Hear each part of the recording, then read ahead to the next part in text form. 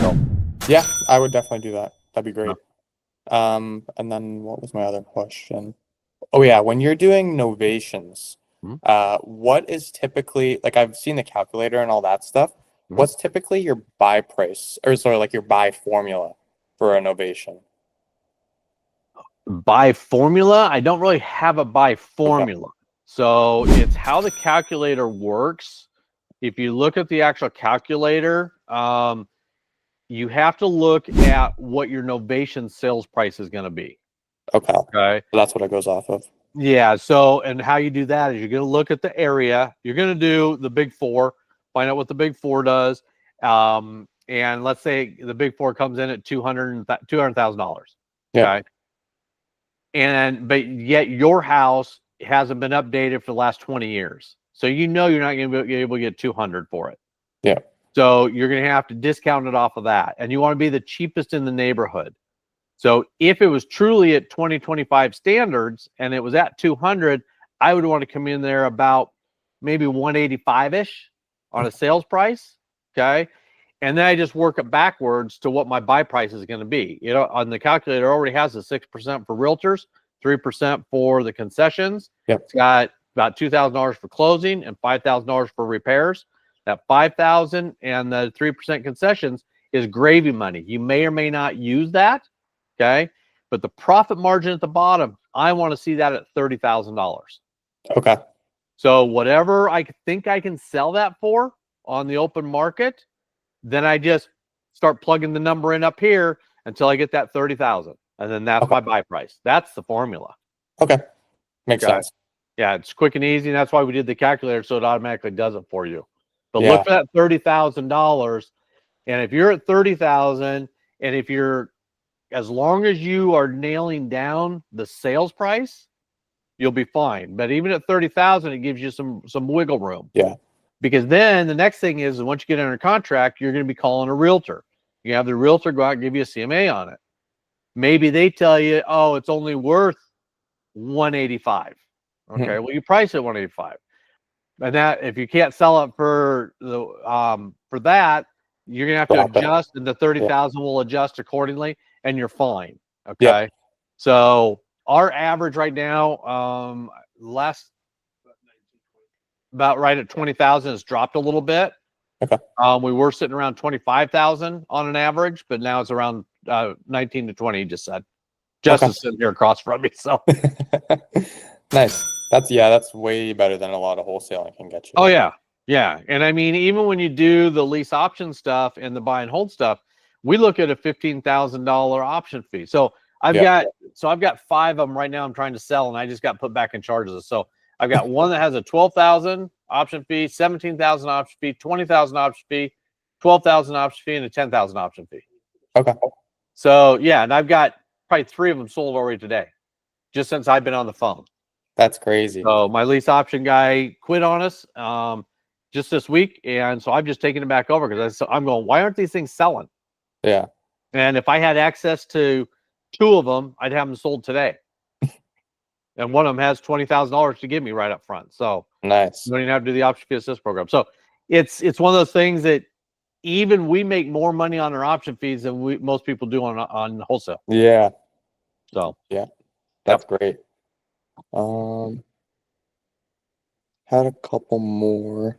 Yep, I got about 10 minutes. Got another call at 12:30, so go for it. Okay, no worries. We need to circle back around. I'll circle back around with you all later. Okay.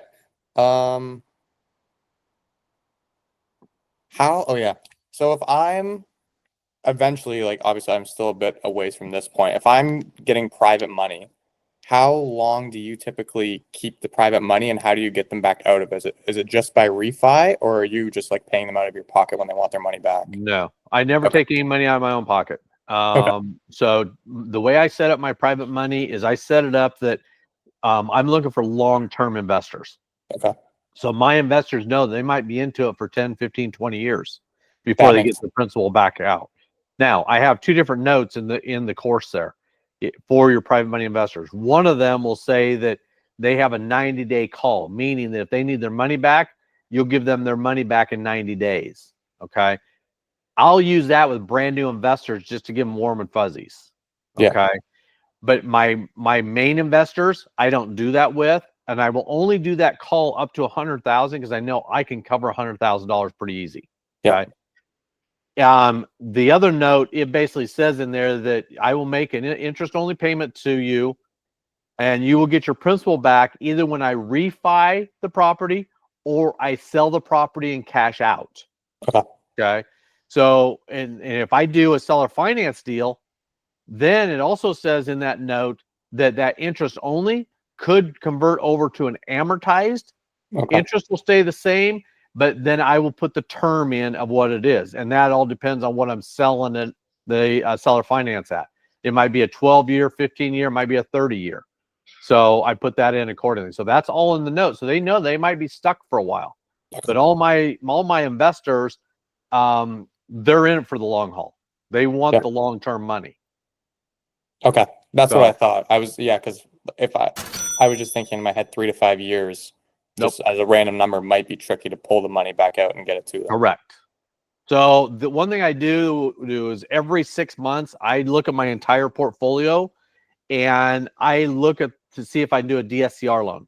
So I'm actually going to lunch with a lender next week that I just met. I had a speaking engagement on Monday, and I met him at the speaking engagement, and he's right here in Phoenix, but he can do all the states, and he focuses on DSCR. So we're going to lunch, and I'll give him some of my portfolio to try and do. If interest rates are where he tells me they are, I will do them. I want to be under 8. High 6s, mid 7s, I'm okay because they still cash flow fine for me.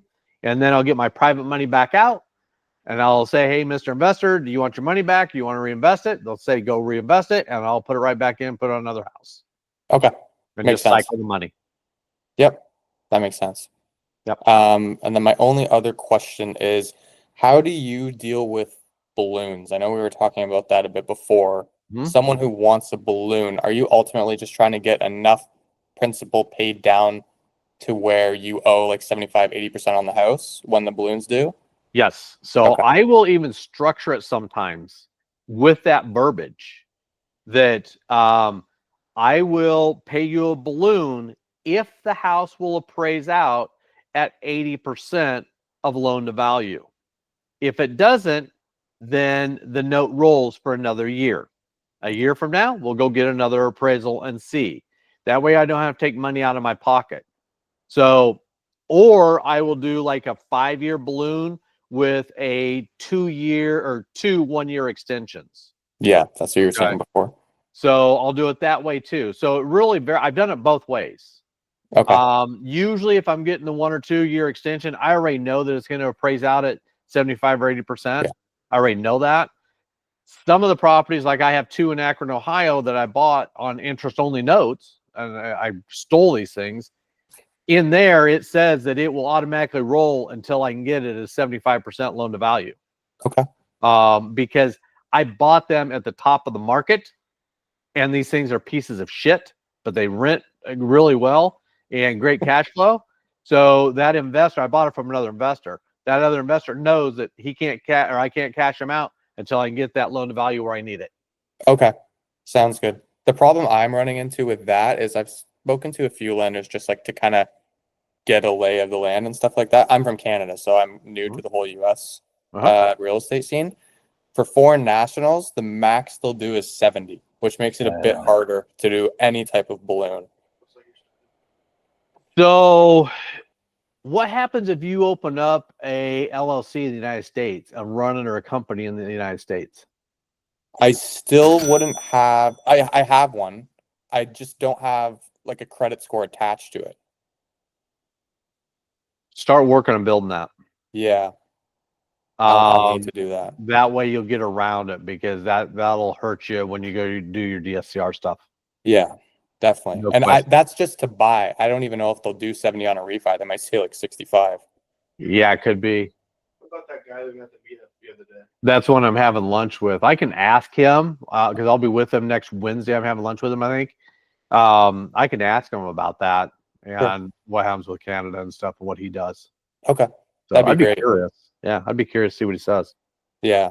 It's just tricky because we have no credit score, no like social security number. So then they're just saying, we'll give you third, like 66% of it basically.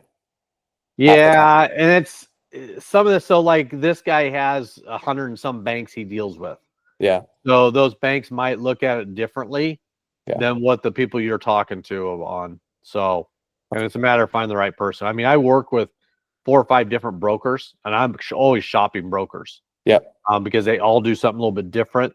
This guy here, he'll even in the middle of a deal say, "Hey, we're switching lenders because this lender isn't doing what I want him to do." Oh, cool. Most brokers won't do that because Yeah. it's a lot of extra work for them. And he says, no, it's all about you because you're going to turn around and give me other deals, and Yep. it's building that relationship. And he's right. It is. Yep. So when I try to do deals every 6 months, I mean, I started in October, November last year. I had 13 of them to do. I think I only did 4 of them. So I still have some left, and the interest rates jumped a little bit. This broker wasn't fast enough. And so I stopped everything. So now I'm kind of looking for another broker because he drug his feet on some shit. Yeah. So, okay. All right. Well, I think that's about all the questions I have. Thank you so much. I'll look into all the suggestions you gave. Okay. Yeah. And if you need more, just hit back up and we'll talk again. Okay. How do I get that Freedom Soft link and stuff from you? I will get it over to you. Okay. I'll have to get it from my guys and I'll get it over to you. So you can just go in and sign up for it. Cool. Awesome. All Thank right? you so And then much. get on community so you can learn more. Yep. All Will right, do. man. Thank See ya. you. See ya.